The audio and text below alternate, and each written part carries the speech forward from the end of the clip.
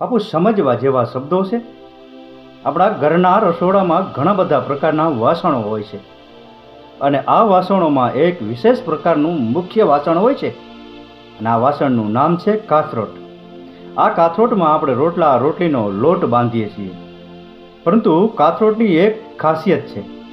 કાથરોટનું મુખ મોટું અને પેટ નાનું હોય છે અને આપણા શાસ્ત્રોમાં કહ્યું છે કે જે માણસનું મુખ મોટું અને પેટ નાનું હોય ને એનો ક્યારેય ભરોસો ના કરવો.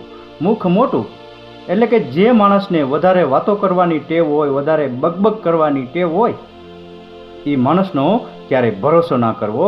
એ માણસ પોતાના બકબકમાં સાચું પણ બોલતો હોય અને ખોટું પણ બોલતો હોય.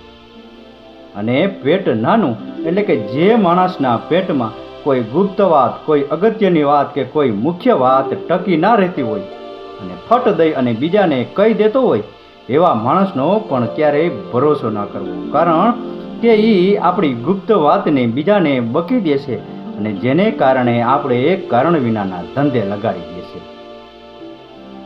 એટલે કહેવું પડે છે કે આવા લોકોથી બચીને રહેવું, સાવચેત રહેવું, એમાં જ આપણી ભલાઈ છે. રાકેશ ગીરીના આ શબ્દો સમજાઈને વંદન. આપનો દિવસ શુભ રહે. મહાદેવ હર.